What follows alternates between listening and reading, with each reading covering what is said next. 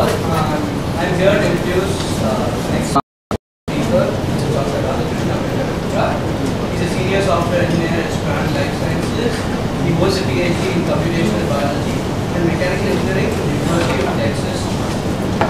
I would like to give a longer introduction, but due to lack of time, so I would like to invite Dr. Radhakrishna.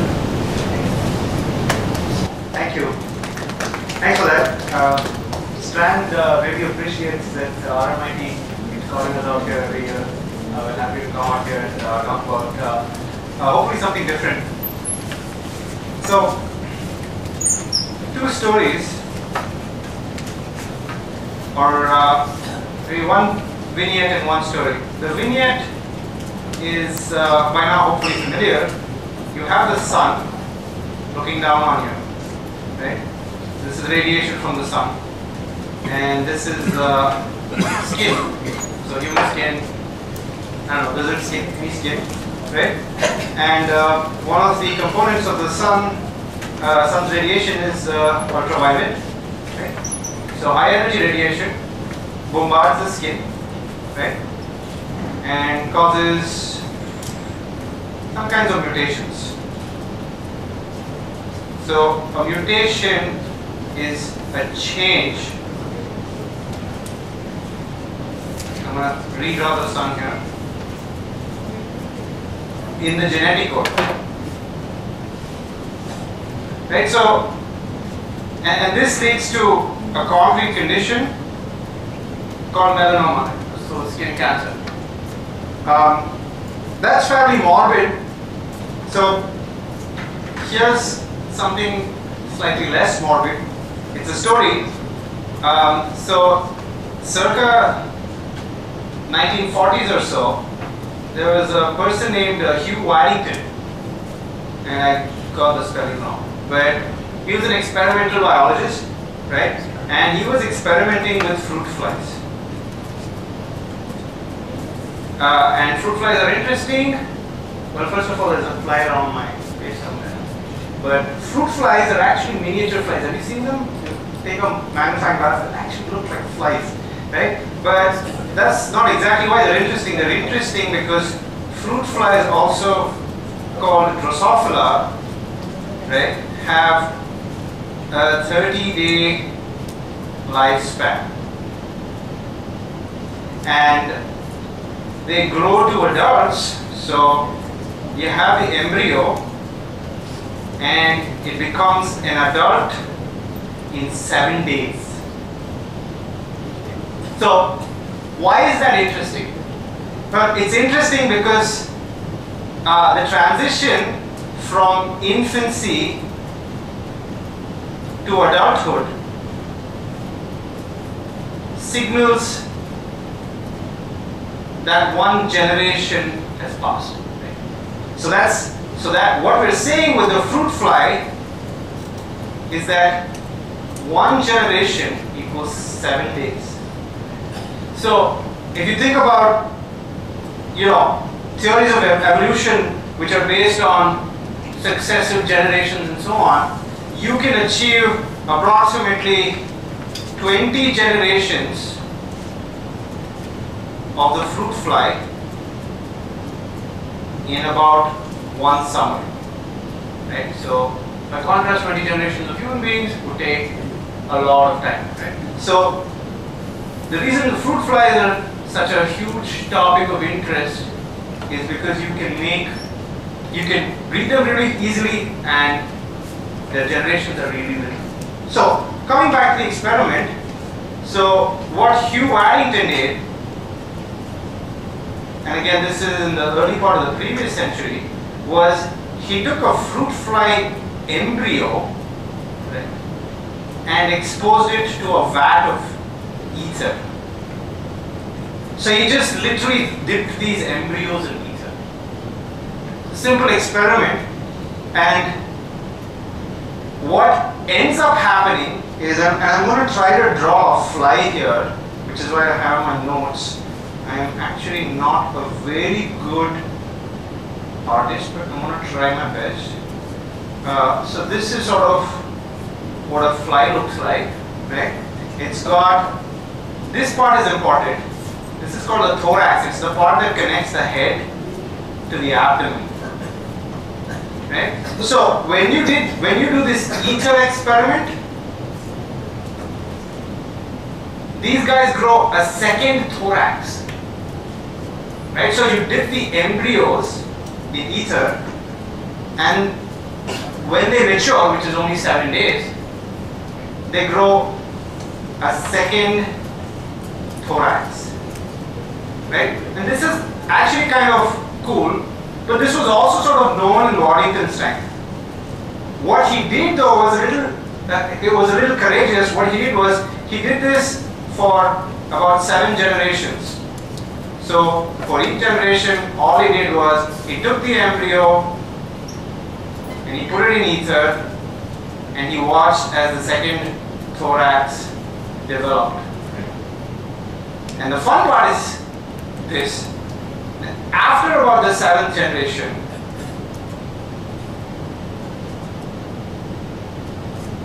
can you guess what might have happened?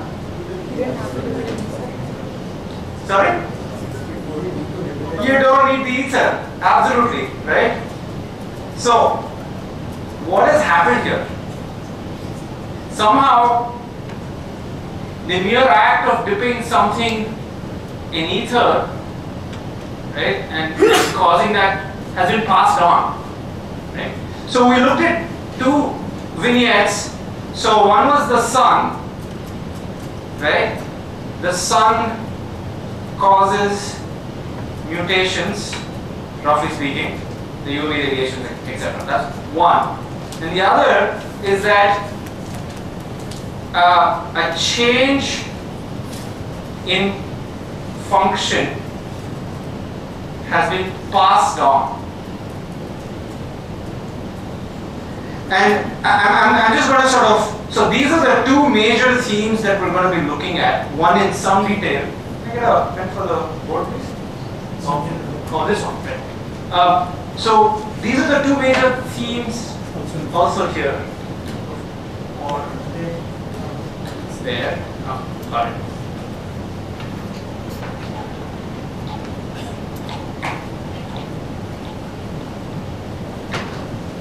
So, and I'm going to write 2 words here that we will keep returning to from time to time. Right? And these are the only 2 words that will be up on this board, hopefully. So, these correspond to the 2 themes that we just looked at. So, I'm going to start with the easier one first, which is also the one that's slightly more morbid, looking at mutations, right? And specifically mutations to the genetic code. So this requires a small introduction to genomics. So let me begin by first of all saying that everyone, every individual, every living organism, yes? Yeah, so that the food, for the example you gave, yes, that seems to contradict what you were told in the school. That is the zebra reaching out for a tyrant does not really happen. exactly. That's not what having a theory says. Exactly. But this seems to say exactly that. Absolutely. So this is actually called Lamarckism. And Lamarckism is very controversial because historically Lamarck was laughed at by Darwin's contemporaries, not Darwin himself, who did not dismiss Lamarck, but Lamarck was dismissed, right? And the mere fact that Lamarck has been dismissed makes it sort of okay to dismiss things that arise out of Lamarckism, which is one of the, this is very controversial by the way. So the interpretations of this I am completely not even talking about, but the interpretations are incredibly controversial. This has some grounding though, and I will come to that at the very end of my talk. I'm going to give you another story. It has some grounding because it has a few nature papers now. So there are like, I mean there is some sort of, there is a leg now to stand on. So I will talk about one such paper. So yes, but it is definitely very controversial. What is not controversial is what I will speak about now for most of the rest of this talk, which is just this, right? And hopefully somewhere culturally, somehow you have seen this before, DNA, right? It's a sequence, a linear sequence of bases, A's, G's, C's, and T's, and it goes on, it stretches on and on. What is important for us to know is that human beings are diploid, and it's a nice word to know.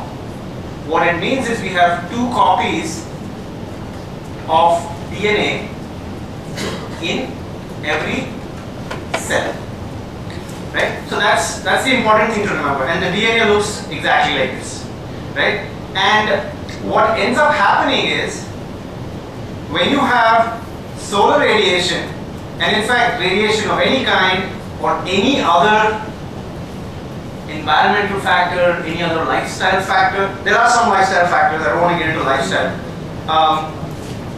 And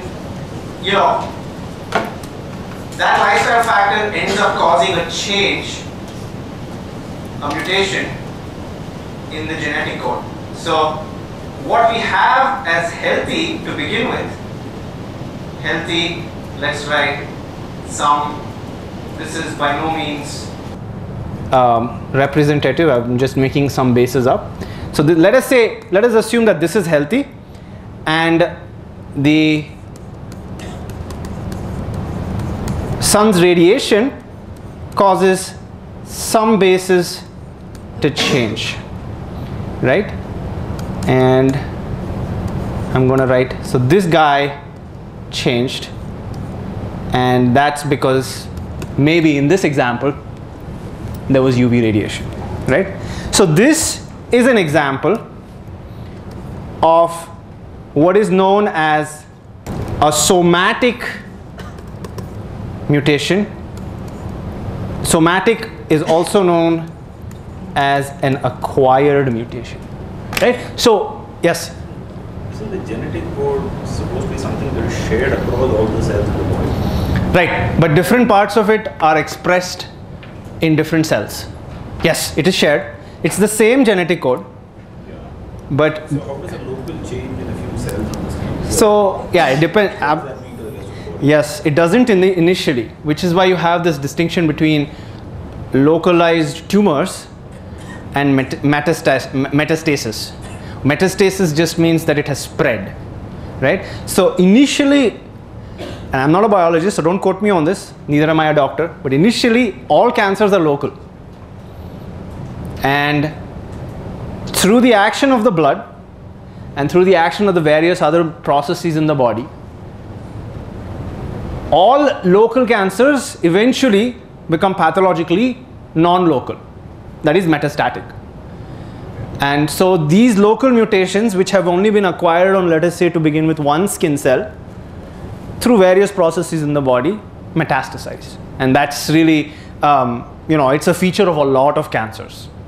But it's also not a feature, it is also less of a feature in some cancers than others. So it depends definitely on the kind of cancer there is. So this is an acquired mutation. So I just want to write acquired as well. I know I said I'll only write 2 words here. I will definitely write this, because this cuts across. So what is acquired? It's a very simple word. All it's saying is you didn't get it from your parent. You can't blame your parents for it, right?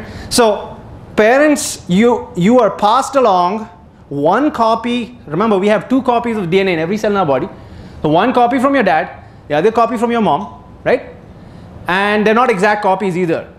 But let's say for a first approximation, you inherit some mutations from your dad and some mutations from your mom.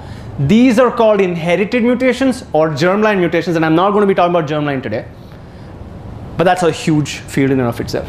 What I'm going to be talking about is after birth and during your life, you do things or you are exposed to things that cause you to acquire mutations, or this stuff which I won't tell you yet about, right? So somatic mutations. So that's really what we're looking at today. So that's sort of the umbrella of this talk. And So I'm going to move on now to tell you a little bit about how we actually do this in a practical setting. So yeah, so I'm RK. I work for Strand Life Sciences. We work on cancers, rare diseases, anything genetic. Been working on it for the past 17 years. I've only been at Strand for the last 4. So here's an example of the kind of thing that we now do at Strand. So here's a patient who's been diagnosed with cancer, right? All we know is that there is a cancer of some kind, right? And he or she has a tumor of some kind, right? And what happens is he comes to one of our labs, or on the other hand, a sample of his tumor might be collected at his hospital and then transferred to one of our labs. But that's a sample of tumor DNA, right? And this goes into our next generation sequencing lab, which actually sequences his tumor DNA, which I will come to what that means exactly. This generates some data, and this data, which is resident on the computer, is subject to some kind of analysis, right? And after the analysis, there are some therapy recommendations that arise out of that analysis that go into a report.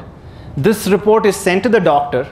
So the doctor is free to take or leave these therapy recommendations. So essentially what we're doing is we're going from patient to doctor via a fairly involved workflow that has taken a while to develop, right?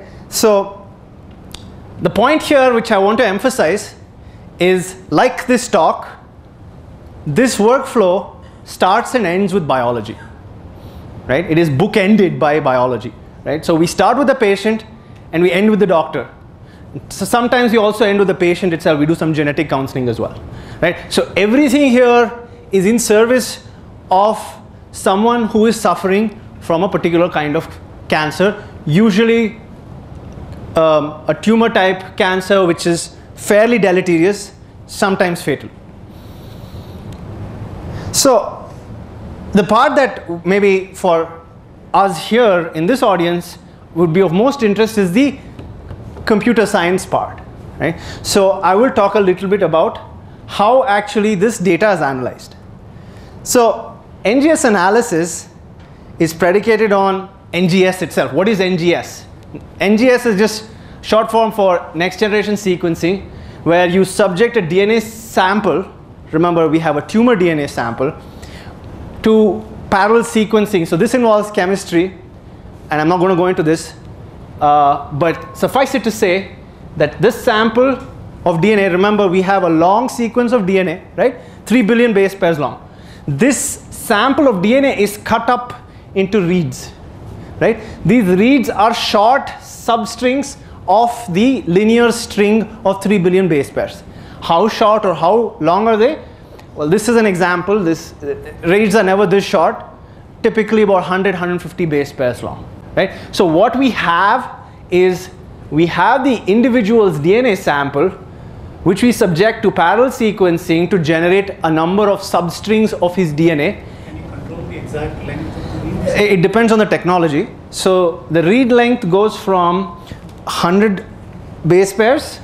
Oh, I can't write on this board. The read length goes, this is a great question because this is also a subject of a lot of research right now. It goes all the way literally to 100 kilobases. So, and it's not a continuous function by any means.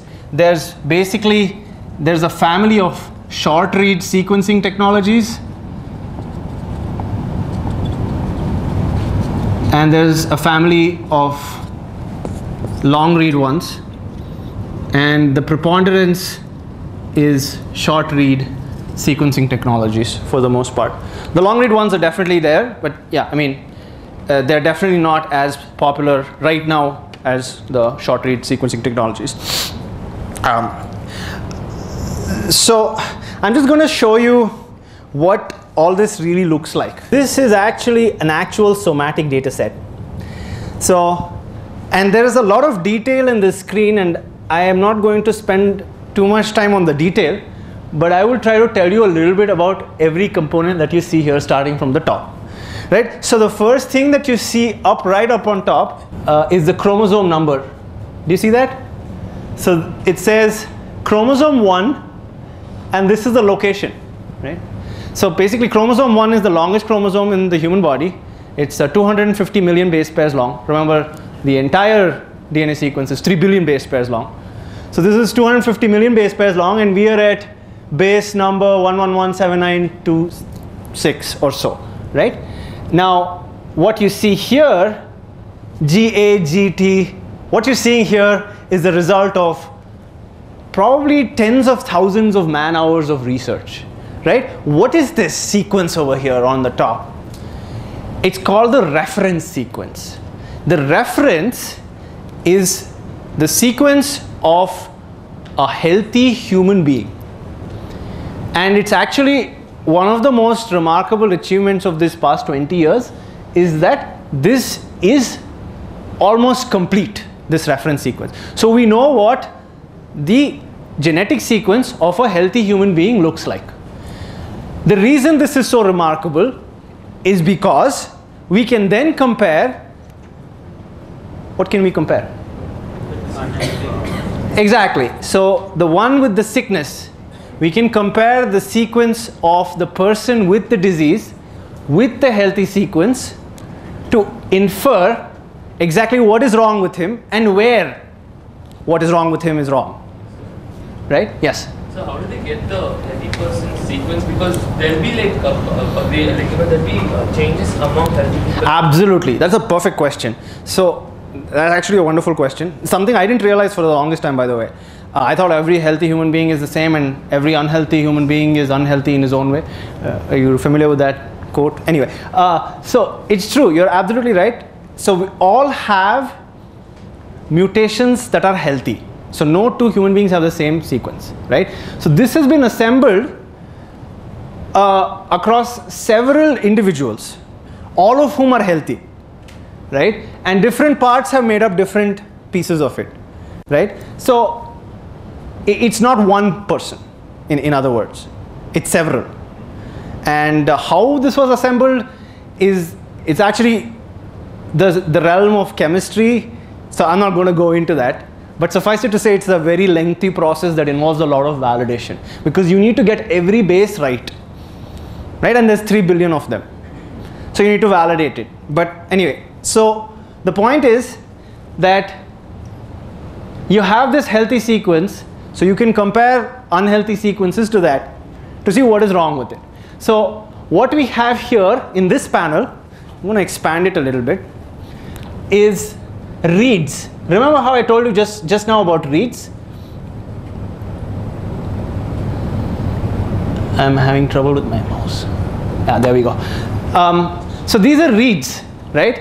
And if I zoom out, you will see these reads a little more clearly, right? So there's a bunch of reads, and if you hover, you can see exactly how long these reads are. I can tell by looking at that metadata that that's a 130 base pair read, but that's a story for another day. But let's zoom in on this read and try to understand what is happening here. What is all this gray stuff, first of all? The gray stuff is just saying you don't have to worry about that because that base on the individual is exactly the same as the reference base. So there is no problem there. And that's the gray stuff. Right?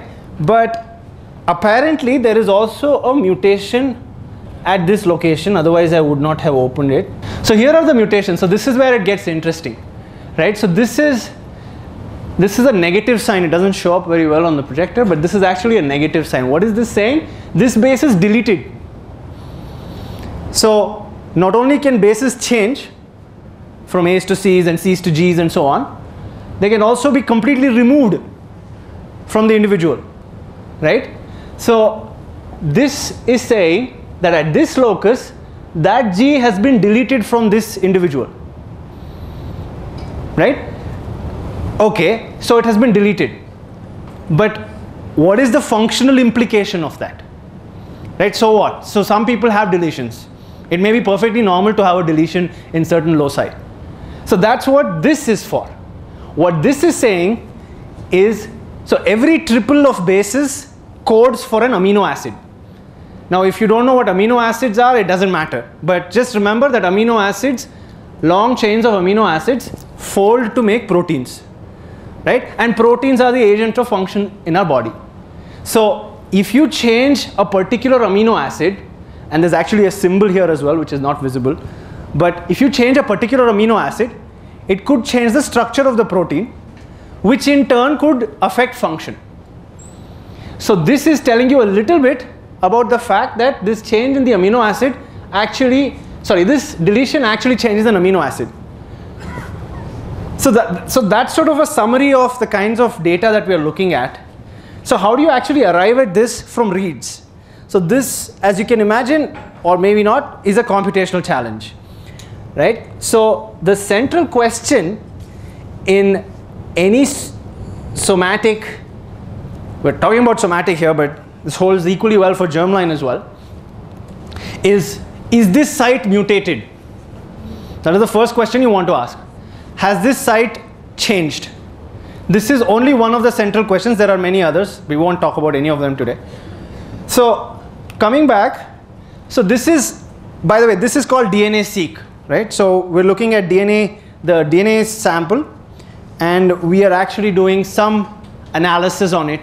We're analyzing the data, right? So this is the overall picture, right? So you have this parallel sequencing. I already explained that to you. It generates reads. These reads are aligned to the reference, which is healthy, right? That's what you saw. You saw the alignments.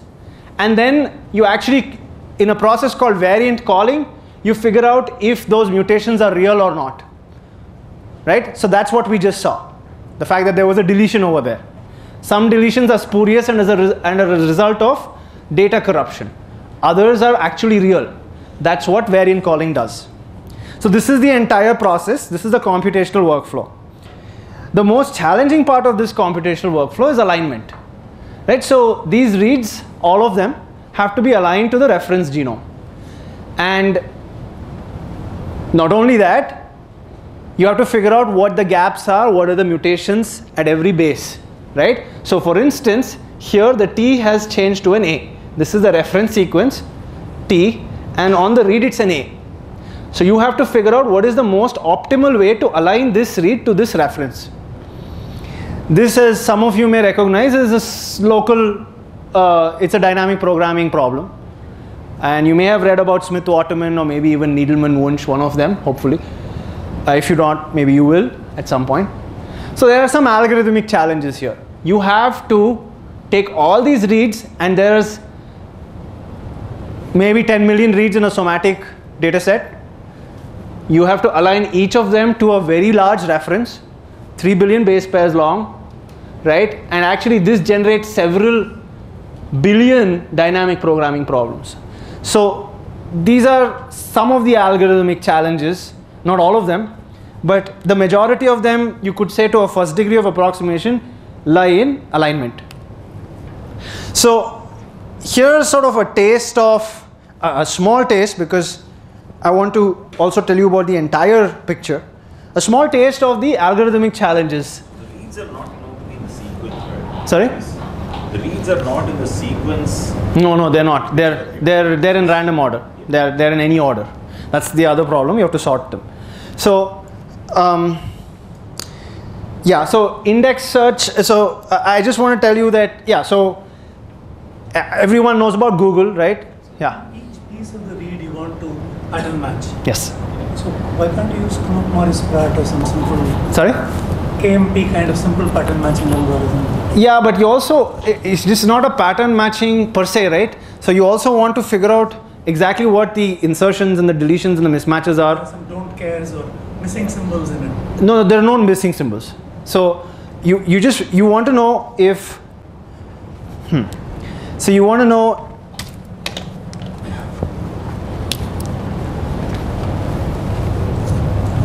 so let's just take this 4 base, because I think I'm also a little short on time, right? So this one is just a simple mismatch, right? But, and this could be very easily done if all you care about are mismatches. But here, for instance, the optimal alignment actually introduces some deletions and some insertions, right? And you want to figure out what is the most optimal way to align this sequence. In order to do that, it's not just a simple pattern match. You also have to do some dynamic. That's where the dynamic programming comes in as well. Yes, edit distance. Yes, it's not just the So you know, in Google, you have a huge World Wide Web, right? Billions, trillions of pages. How does Google search them? Well, it indexes them first, right? So there's some meaningful way in which you can organize your data so that search is faster. That's called indexing, right? And depending on your domain, you index in different ways. So I thought I'll just quickly tell you about how this indexing is achieved in this context. So here's a string, right? And this is a string, it's a very simple string called allele. And allele is actually a biological term, which is, it also has a lot of E's. So it has 2 E's and 3 L's, so I've picked it, right? So this is a string on which you want to speed up queries, right? So imagine this is your reference string, right? 3 billion base pairs long. Instead, it's just a few hundred, it's 10 characters long. So this is roughly what you have to do. You have to first transform your input string in a certain way. And this is the actual way in which you do it. Anyone here heard of suffix arrays? The Burrows-Wheeler transform. So what you're looking at is the Burrows-Wheeler transform. So this is basically taking a string and making another string out of it, very simply. How do you make that string? The first thing you do is you append an end of string character, which is the dollar in this case. And you take all, you take all cyclic permutations of the string, right? And there's a bunch of them, so you enumerate them. Then you sort those permutations, right? And then you take the last column after the sorting, right? And this is your transform. It seems very unremarkable, right? So what we did was we took all these permutations by taking taking the dollar. This is cyclic, right? And then you take the A and you put it at the end, and then you take the L and you put it at the end, take the L and you put it at the end again, and so on until you have all such possibilities. And then you just sort by the first letter, right? Hopefully I sorted it right. I did this in the morning, so there may be some mistakes, and then you just take the last column, right? That's all you're doing, and this last column is your transform. Why is this remarkable? There are many reasons it's remarkable, but one easy thing you can see is what? One, like the first thing that would strike you when you look at this, as opposed to that.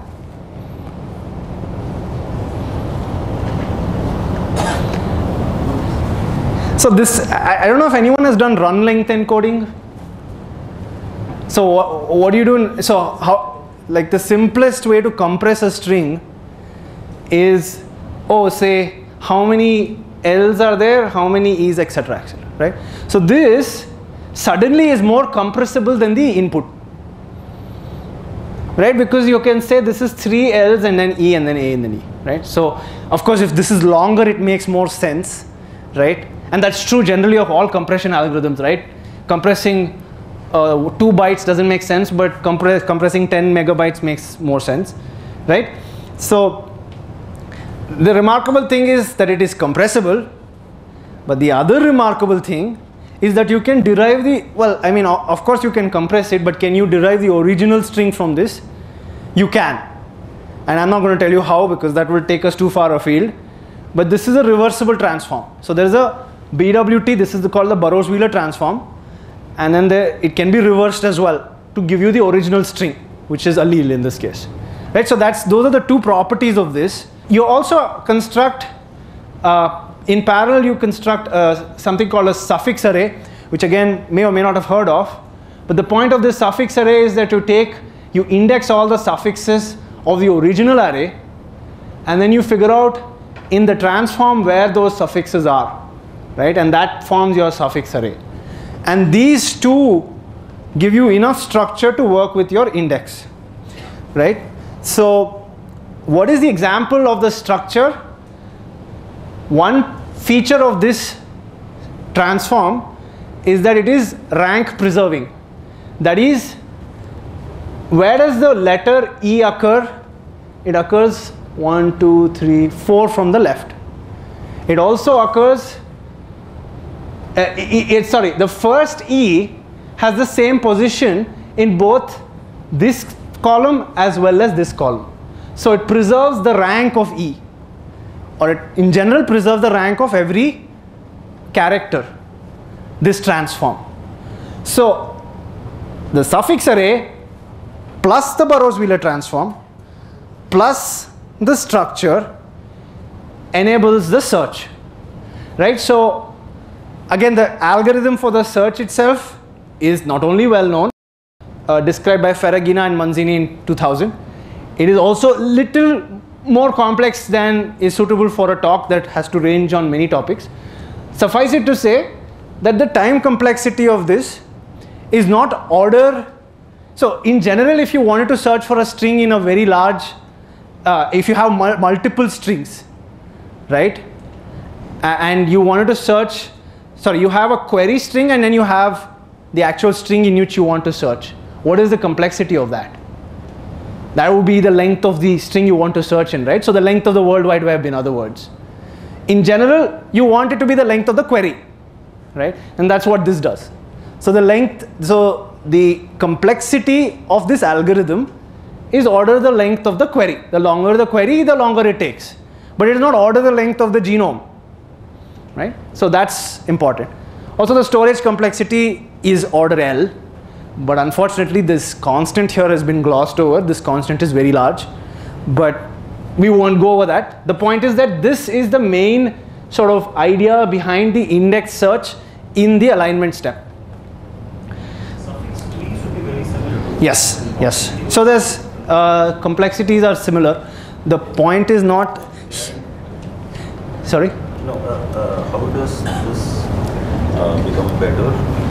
No, this is just one. Preferred over No, it is not necessarily preferred. Not necessarily preferred. This is just one way to do it. Yeah. So suffix trees are perfectly fine too. Yeah.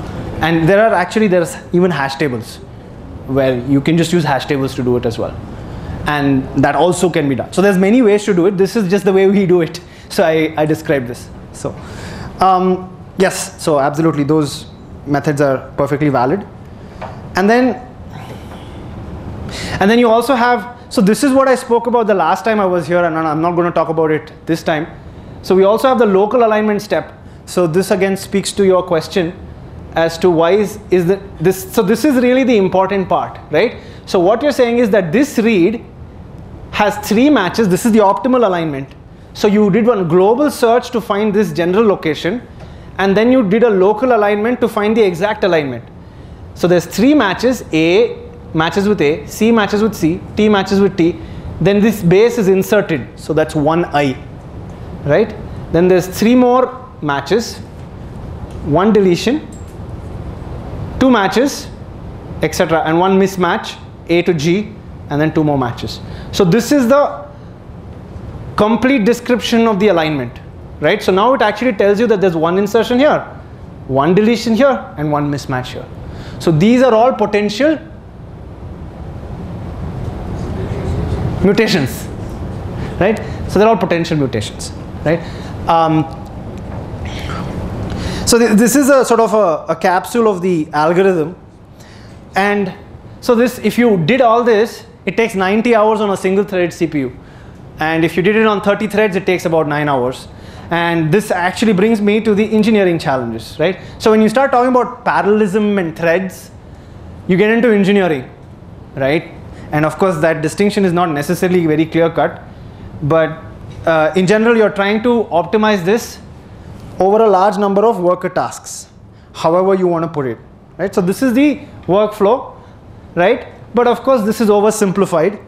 If you want to complicate this one step further, and this is only one step further, actually these are some of the sub-steps that are involved: sorting, realignment, variant calling, right? And if you want to complicate it even further, which we kind of did, right? So we looked at the first two here, the index search and the DPs. And there's also the post-process stage, there's the sorting stage, there's the realignment stage, the variant calling stage. Right, so this is really the entire DNA-seq workflow. Of course, you can complicate this even further if you wanted to, but we won't, because this is sufficient for us to talk about parallelism. Right, so the parallelism in this workflow is hybrid. What does that mean? That means that each stage in the workflow demands its own kind of parallelism. Right, so these are the kinds of parallelism there are, and so there's read-based parallelism, there's bucket-based parallelism, there's region-based parallelism, there's locus-based parallelism. What do those things mean? So for instance, read-based parallelism, you might already guess, is just each thread just acquires a read. So if you have 1 billion reads or 100 million reads, you have 30 threads, each thread is taking one read at a time and going through the entire process. So that's read-based parallelism, right? Bucket-based parallelism is slightly more complex. Each thread is not acquiring one read, it is acquiring a set of contiguous reads that are unsorted with respect to the reference. Unsorted is to a first approximation means exactly what you think it means, right? And then region-based parallelism is after you sort it, each thread acquires a region, right? So a region is exactly what we saw over here in the demo, right? So that's a region of reads, right? So this region goes from that location to that location. So that would be region-based parallelism. And finally, locus-based parallelism is each thread just works on one locus, one location, right? So these are the different kinds of parallelism that you need to necessarily put in as an engineering step, right? And if you do all this, then you achieve good performance. So this is actually our algorithms compared with industry standard algorithms. So smaller is better, etc. So we're doing about twice as fast. So if you go through all this, go through all the engineering, then hopefully you achieve good performance, right? So it's not just the algorithms, but it's also a lot of engineering. But hold on, there's one more step, right?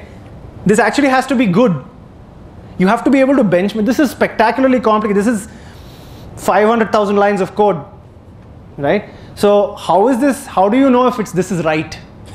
Right? If what you're getting, the output you're getting is actually correct.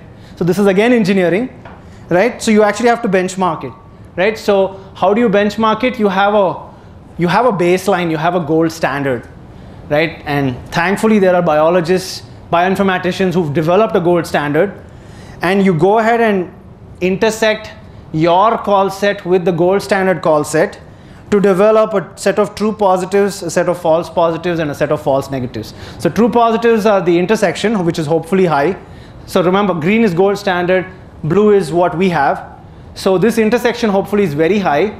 False negatives are the ones we missed that are correct, and false positives are the ones that we have that are not in the gold standard. So the assumption is that a gold standard is the truth, the whole truth, and nothing but the truth. If that is the case, then how am I doing?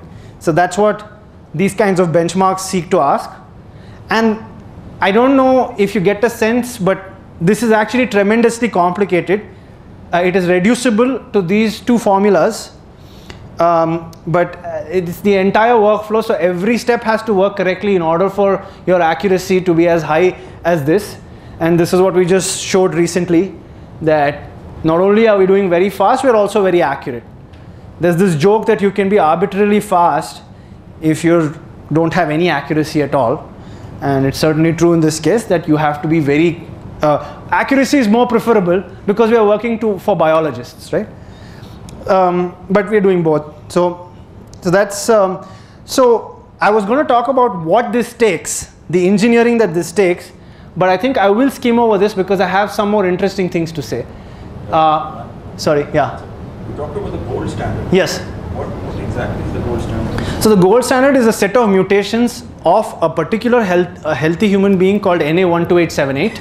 NA128. Specific individuals for whom? Yes, there's only one individual for whom a proper full gold standard has been, well, now there are more, but the central gold standard is NA12878.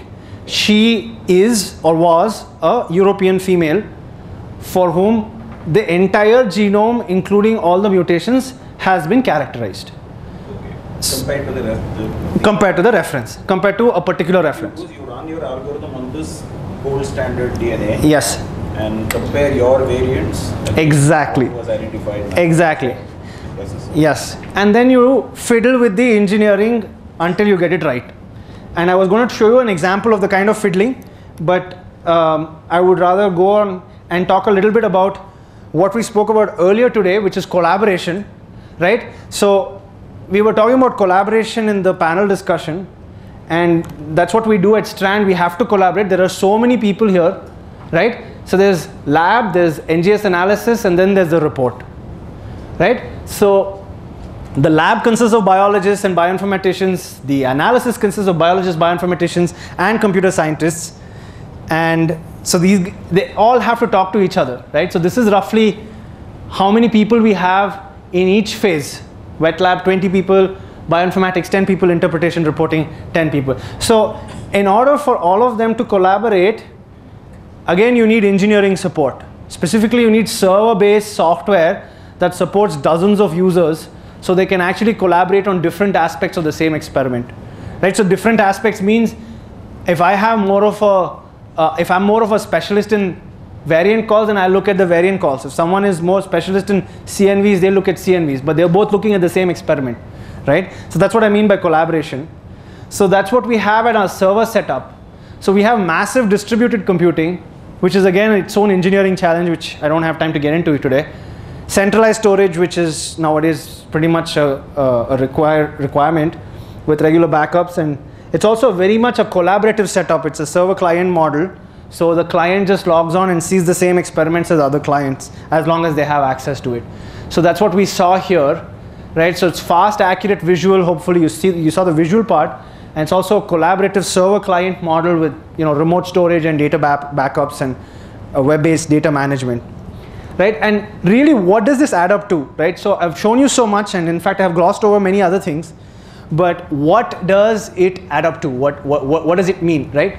So remember, it's end to end. It is biology to biology. It's bookended by biology, right? We are computer scientists, at least that's how I see it, in service of biologists, in service of doctors, in service finally of the patient himself, right? So what does a report look like? And this is what I wanted to show you. This is also a recent achievement. So what we are doing here is this is an example of a report from our lab. So as you can see, a lot of information has been redacted. But the important thing is that, so we received a sample. So this is a tumor sample. We received it at some point and we generated a report, right? So I've highlighted the important parts here. So we detected mutations, right? So you saw how we saw some mutations, right? So some of those mutations are actually functionally relevant.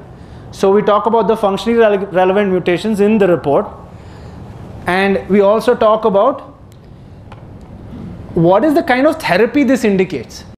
So because these mutations exist, and these mutations exist in tandem with each other, they're all together, there are certain kinds of therapies that are recommended and certain kinds of therapies that are not recommended, right? So without this knowledge, certain kinds of therapies may have been used and in fact their effect would not have been very good. So if you used cetuximab, for instance, the response, the likelihood of the response would be poor.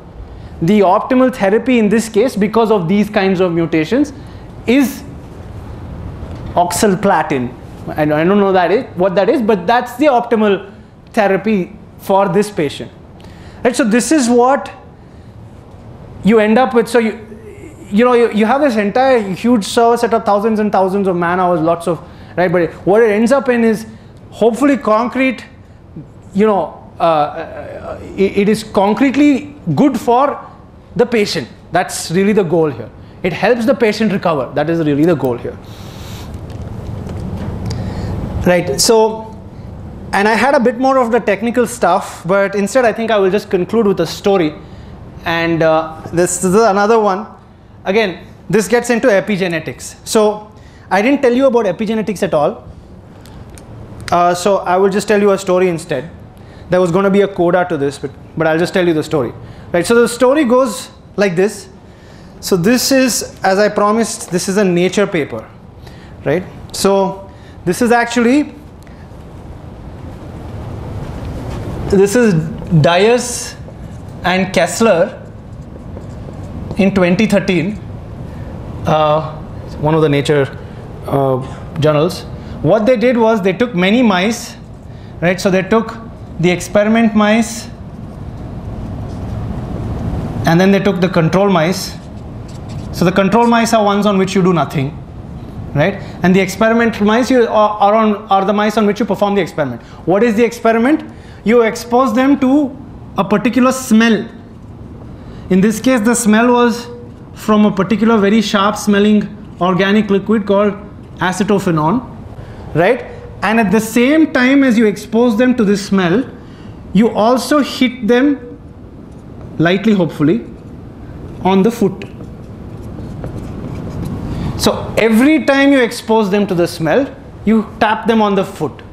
Every time you expose them to the smell, tap them on the foot, right? Now, what happens? What happens? Smells are evocative, right? Bad smells are evocative, good smells are evocative. Smells in general tell you that something is about to happen. And in this case, that something is the tap on the foot. So the mice immediately, well, not immediately, after very little prodding, the experimental mice learn to associate the smell and they begin to shudder in advance. So it induces a small but very perceptible shudder in them. It's horrible. I mean, I feel so bad when I say this, right? I mean, they're poor mice after all. But that's not the interesting part. This is what they did, right? And then they went ahead and bred these mice, right? And then created another generation. Let's call this the children of the sensitive mice. Can you guess what happened? So these mice would shudder on the application of the smell. So the mere presence of acetophenone on these mice would create the shudder in them without actually having the, I mean, this never happened on the children. Was it the first generation or after? This is the second, this is the first generation, and then the grandchildren too, apparently. I'm not going to talk about the grandchildren. It gets very murky with the grandchildren. But at least this they demonstrated, right?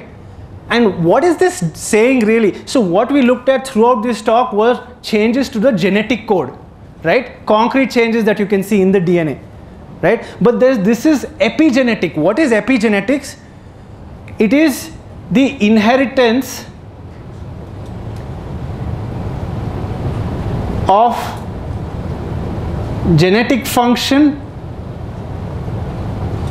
without changes to the genetic code. And how does this happen? It turns out that we actually at Strand have already been looking at this for the past several years, and we have some things to do this, but I will not talk about it. I will conclude here. Does your diagnosis kind of thing? Yeah. Do you actually, are you collaborating with some hospital for helping them do the diagnosis, or? We are collaborating with hospitals. But as far as the exact hospitals go, I can't really tell you. But yes, that is definitely, it's not just that they come to us directly. They're referred through their doctors. So the doctors actually have to do a referral. But sometimes that is also not the case. But the technicalities there, I don't know. Again, I'm not a doctor, so yeah. I thought that in a wet lab, the way they detect tumor cells is by just looking under the microscope, and they have some idea what tumor cells look like. Isn't it true? So it's not just the detection of tumor cells. So the fact that the person already has the tumor is known. So when they come for the somatic test, we already know that they have the tumor. We are actually taking a tumor biopsy. Okay. Right? So the fact that they have a tumor is not what is in question. what are the mutations in the tumor? That is the question. So to pinpoint the actual nature of the tumor, maybe. Yes. And also pinpoint the kind of medication. Yes. So the exact nature of the mutations leads to a therapy recommendation, and they're all FDA approved, etc. So. Has it also been proved post-therapy? Has it become better? Have they actually? There are stories, and you can go on our website and read some success stories. Yes. DNA, as we know, is a helical structure. Yes. Left side there's an 18A Yes. series and other side. Yes, perfect. One sequence that you showed is one of these sides. Yes. So. The 90 hours is for one of these sides. Yes. So what happens is that you have two opposing strands that face each other, and one is the complement of the other. So if you have an A on one, you have the complementary base on the other. So the specification of one strand completely specifies the other strand as well. So you only need to deal with one strand.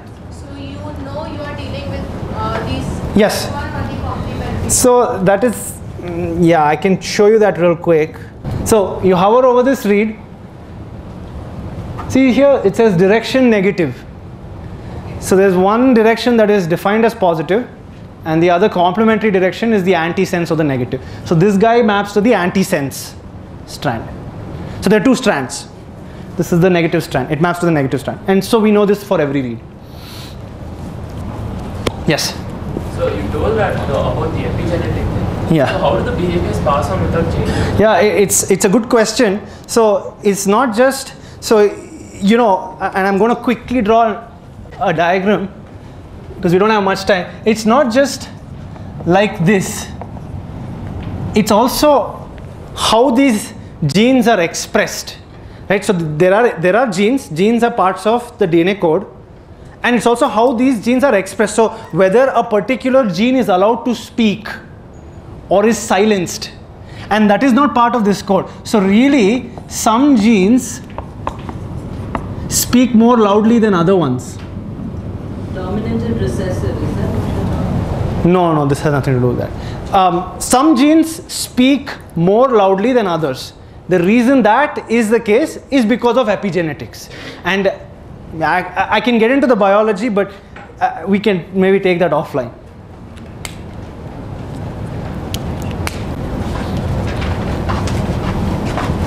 So this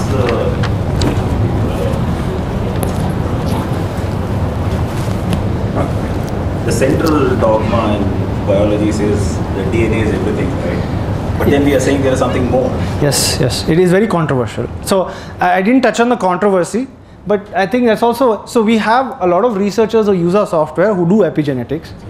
Gene expression is Yes, controversial. gene expression. So no, the fact that genes are expressed is not controversial. The fact that there are changes in gene expression is not controversial.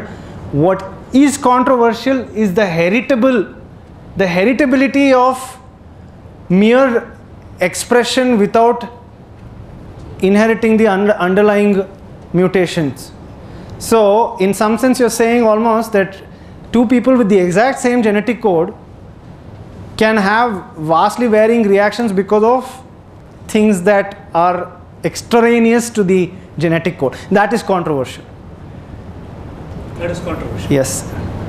Somebody like Dawkins probably won't accept. So I can't speak about Dawkins, but I do know that, well, and this gets murky and it gets into the biology, which definitely I am not an expert, but certainly Lamarckism is something that people are very careful about how they say, how they articulate. Even this is actually, so in fact I didn't write this definition, but there is a, if you Google epigenetics, the Wikipedia article, the first sentence is actually been the subject of huge debate. There was a paper written on it and they all agreed that we can agree only on this much. And even that is very controversial, and the inheritability and so on. And well, that Nature paper is definitely, there are lots of people who come down on both sides. There are lots of people. Yes? Is it cyclic? Some point in time it comes back to the original structure? Oh, that would be fantastic if that were true. I think that there's just so many mutations. Within fruit flies, it's after the generation gap is very less. And in such cases, Yeah. Is there a possibility of repetition? Yeah, again, as I'm saying, I'm not a biologist, but I would be very cautious about inferring the cyclicity based on something I saw in some sense. You know, like, how do you prove that? Like, rather, how do you validate that claim, right? So that would be, in my mind, the hard part of that. You have to be very careful when you make statements about epigenetics. It's only mathematical questions. Permutation. Right. But that would, so if you're only talking about the genetic code and not epigenetic, so something about genetic, then the genetic code is very hard to come back to some place unless there are only single bases that were mutated and then mutated back. That happens, right? So let's say a T turned to an A in one generation, then back to a T in the next generation. That is not very improbable. But on a global level, that would be hard. 3 billion base pairs, you would need lots of generations for that.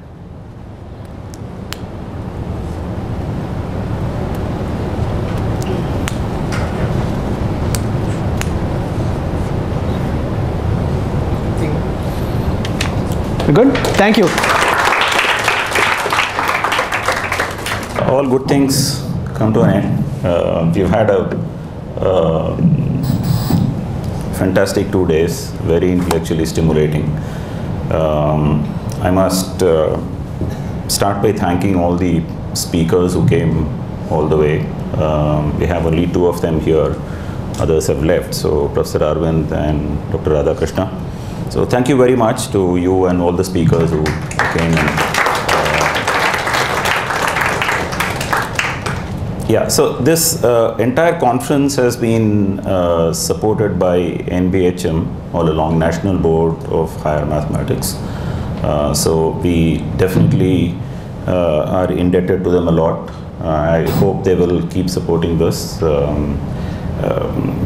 Yeah, so the support has been pretty generous, and we have not had any issues, at least financially, as far as this particular conference is concerned. And of course, the Institute has been very supportive as well. Professor Saragopan and all the administrative staff have been extremely supportive of this conference. So I'm sure we should be able to sustain this going forward. Yeah, there were the support system that enabled us to pull this conference off has been really, really fantastic. Starting from Swati, Vishnu, and Tamre. So Swati has been here all the 2 days, videographing and photographing everything, and all the mic setup, lights, ACs has been taken care of by Vishnu, Tamre, and all the data center staff. So heartfelt thanks to all of them. And of course, last but not the least, the volunteers who are here in the RMIT t-shirts.